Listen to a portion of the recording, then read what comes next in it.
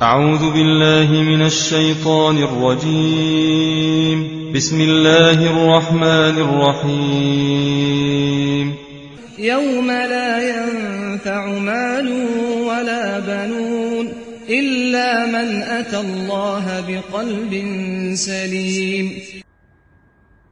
قلبی عبادات ایسی عبادات جن کا تعلق دل سے ہے، اعمال قلبیہ کہیں، ان کو عبادات قلبیہ کہیں یا اعمال قلوب کہیں، سب کا خلاصہ یہ ہے کہ انسان اپنے دل کی اصلاح کرے اور اپنے دل کو مسلمان بنائے. جتنی عبادات آپ کی ہوں، جتنی عبادات اللہ تعالی نے سب کو قرآن میں حکم دیا ہے، نبی نے حدیث میں تاکید کی ہے. بدنی عبادت، مالی عبادت، بدنی اور قلبی عبادت، لسانی عبادت، قلبی عبادت، جتنی بھی عبادتیں پانچوں کی شکل میں ہم نے بتائی، ہر ایک کی تاکید اور حکم قرآن اور سنت میں ہے. ہر ایک کی تاکید. انسان مکلف ہے، جسے روزے نماز زکوٰۃ کا مکلف ہے، ویسے اپنی قلبی عبادت کا بھی انسان مکلف ہے. یہ جتنی عبادات ہیں، ان تمام عبادات کی قبولیت کا، اجر و ثواب کا دار و مدار اسی قلبی عبادت پر ہے. تو ضرورت ہے اس بات کو سمجھنے کی کہ جتنی بھی قولی، بدنی، مالی، جتنی بھی لسانی، جتنی بھی عبادتیں انسان کرتا ہے، ان تمام عبادات کے قبولیت کا دار و مدار اللہ رب العالمین کے ہاں قلبی عبادت، دل کے عمل پر موقوف ہے.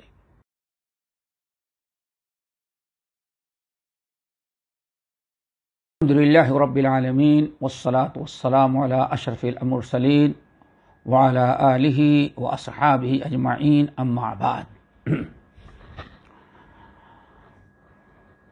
محترم دینی بھائی اور بہنوں، کل اخلاص کے متعلق باتیں ہو رہی تھی، اخلاص کی فضیلت اور اس کی اہمیت پر کہ اللہ تعالیٰ نے ایمان کو، اخلاص کو ایمان قرار دیا ہے. تمام انبیاء علیہ الصلاۃ والسلام اور امتوں کو اللہ تعالیٰ نے اخلاص کا حکم دیا تھا، اور کوئی عمل بغیر اخلاص کے قابل قبول نہیں ہوتا. آج ایک حدیث کے ذریعے ایک مثال اور ہم آپ کو دیتے ہیں کہ دوستو، اخلاص پیدا کرنے کے لیے بڑی کوشش ہمیں کرنی چاہیے. ہر عمل جو اجر و ثواب کا ہے، جو اخلاص عبادت بنتا ہے، وہی اخلاص ہے جس میں ذرہ برابر اللہ تعالی کے ساتھ ملاوٹ نہ کی جائے. 100% اللہ کے لیے ہوگا، اللہ کی رضا کے لیے، تبھی وہ نیکی، تبھی آپ کا اخلاص اللہ تعالیٰ کے ہاں عبادت بنے گا اور نیک اعمال میں شمار ہوگا. ایک بڑی اہم حدیث ہے جس میں اللہ کے نبی علیہ السلام نے مثال دے کر کے سمجھایا ہے. حضرت ضحاک ابن قیس رضی اللہ تعالی عنہ، ان کا شمار صغار صحابہ میں سے ہے. نبی علیہ السلام سے ان کی ملاقات ہوئی تھی. انہوں نے اللہ رسول سے ملاقات کی جب مشکل سے 8 سال کے تھے، اسی لیے ان کا شمار صغار صحابہ میں ہے. ضحاک ابن قیس کہتے ہیں کہ رسول اللہ صلی اللہ علیہ وسلم کو ہم نے فرماتے ہی بھی سنا، یعنی اب حدیث قدسی ہو گئی. رسول اللہ صلی اللہ علیہ وسلم کو ہم نے فرماتے ہی بھی سنا، آپ فرما رہے تھے، اے لوگو، ان اللہ تبارک و تعالی یقول، اے لوگو، اللہ تبارک و تعالی فرما رہے ہیں اللہ تبارک و تعالی اللہ عز و جل فرماتے ہیں، حدیث قدسی ہو گئی، یعنی جو بات نبی علیہ السلام بتا رہے ہیں اللہ رسول فرماتے ہیں میری بات نہیں بلکہ اللہ تعالی نے فرمایا۔ کیا فرمایا؟ انا خیر الشریک فمن اشرک معی شیئا فمن اشرک معی شریکا فہو لشریکی۔ بڑی پیاری بات آپ نے ارشاد فرمایا انا خیر الشریک، اللہ تعالیٰ فرمایا اے لوگو میں بہترین قسم کا پارٹنر ہوں۔ کیا مطلب؟ اللہ کوئی پارٹنر نہیں ہے، لیکن اگر کوئی انسان ہمارے ساتھ میری عبادت میں یعنی اپنے اخلاص کو ختم کر کے صرف میرے علاوہ کسی اور کو شامل کرتا ہے، تو اگر اس نے کسی نے میرے ساتھ کسی کو شریک کیا تو میں تو بھائی اپنے شریکوں کے ساتھ بہت ہی بہترین معاملہ کرنے والا ہوں۔ کیا معاملہ کروں گا؟ فمن اشرک معی شریکا فہو لشریکی، اگر کسی نے میرے ساتھ کسی کو شریک بنایا تو میں اپنا حصہ بھی اسی شریک کو دے دیتا ہوں۔ نہیں سمجھے؟ اگر ایک انسان نے ایک عمل کیا، 1,00,000 روپیہ صدقہ کر رہا ہے، صدقہ کیا لیکن صدقے میں 100% اخلاص نہیں، وہ کرتا کیا ہے؟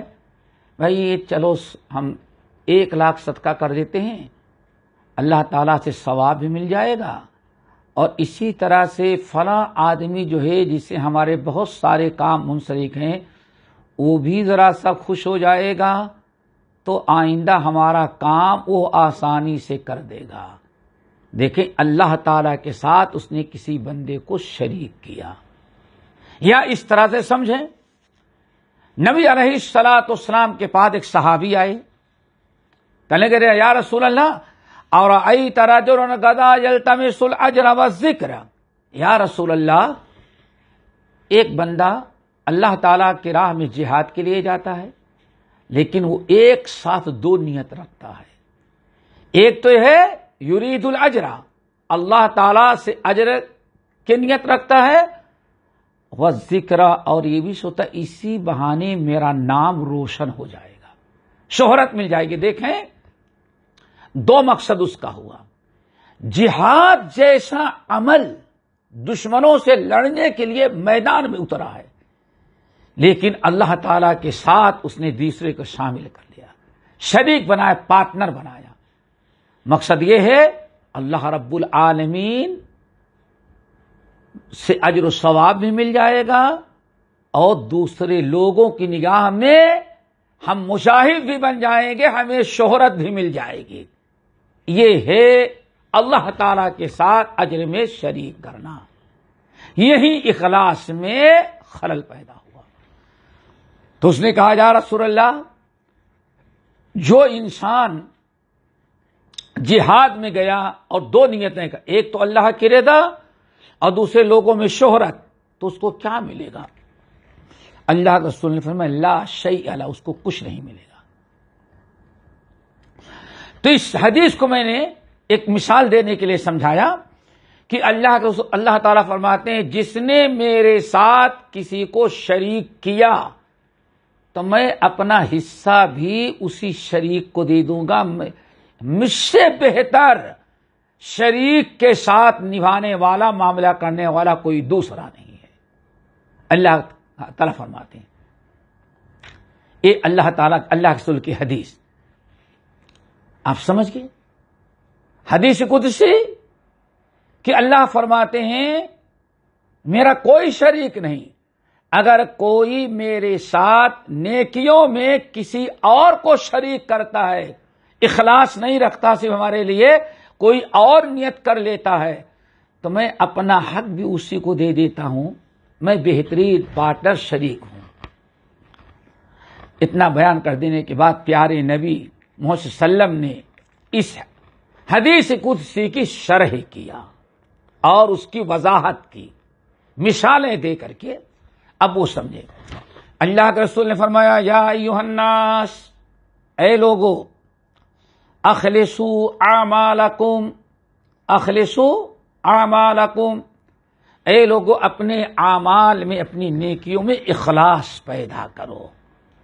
دوستو، آپ کے ظاہری جتنے اعمال ہیں، سارے اعمال کو نیک بننے کے لیے شرط ہے کہ آپ کے دل کا جو عمل ہے اخلاص وہ درست ہو. یا ایھا الناس اخلصوا اعمالکم، آپ فرماتے اے لوگو اپنے اعمال میں اخلاص پیدا کر لو. چھوٹی بڑی جو نیکی بھی کرو، چھوٹی سے چھوٹی یا بڑی سے بڑی، مالی بدنی جو بھی نیکی کرتے ہو، ہر نیکی میں اخلاص پیدا کرو. کیا مطلب؟ صرف اللہ، ایک نیت ہونی چاہیے، دو نہیں، ایک نیت کریں کہ ہمارا اللہ ہم سے خوش ہو جائے، ہمارا رب ہماری اس نیکی پر اتنا اجر دے کہ ہم جنت کے مستحق بن جائیں، ہمارا رب ہماری اس نیکی سے ہم کو اپنا تقرب نصیب فرما دے، اللہ تعالیٰ اس عمل کے ذریعے ہمیں جہنم سے بچا ہے، جنت دے دے. ایک ہی نیت چلے گی، دو نیت نہیں کیا کرو. اخلصوا اعمالکم.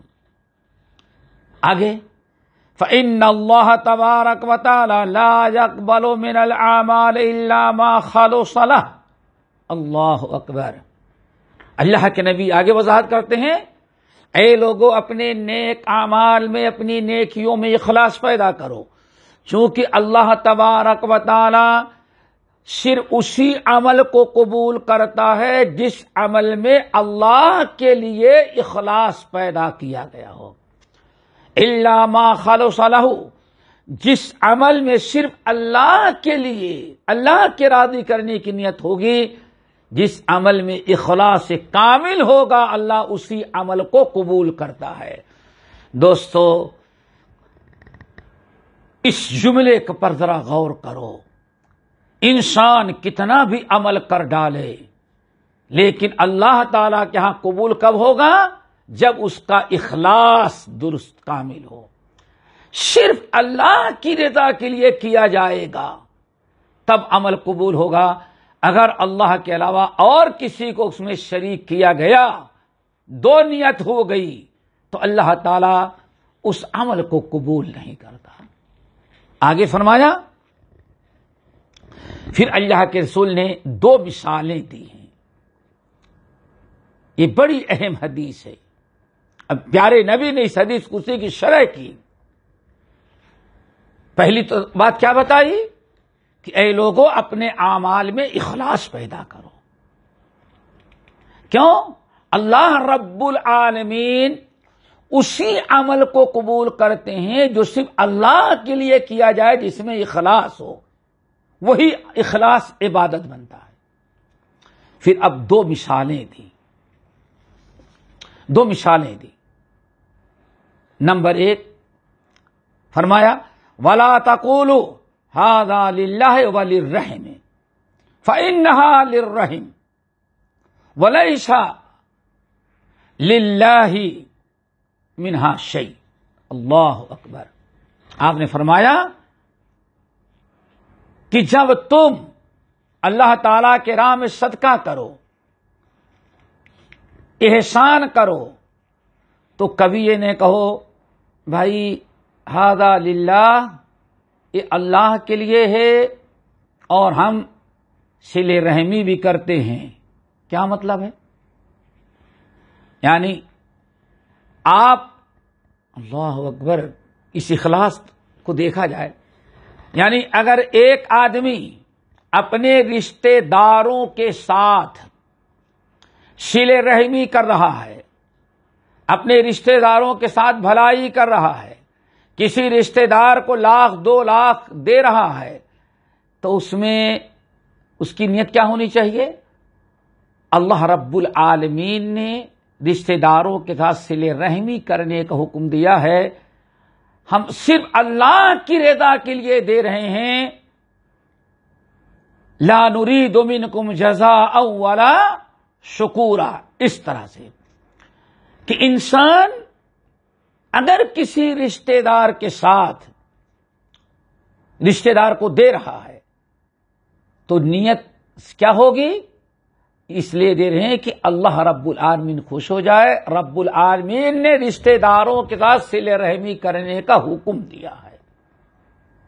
ایک تو یہ ہے، یہ صدقہ اخلاص والا ہے، یہ صلہ رحمی اخلاص والی ہے والے اللہ تعالیٰ اس کو قبول کرتے ہیں، اس پر اجر و ثواب دیتے ہیں. لیکن اگر کسی نے کسی رشتہ دار کو 1,00,000 دیا مثلا، اور نیت کیا کرتا ہے؟ چلو اللہ تعالیٰ ثواب بھی دے گا اور رشتہ دار بھی خوش ہو جائیں گے، ہمارا احسان مانیں گے، کبھی ہمیں ضرورت پڑی تو ہمارا ایک روب بھی رشتہ داروں پر رہے گا، ہمارے رشتہ دار ہمارے احسان مند رہیں گے.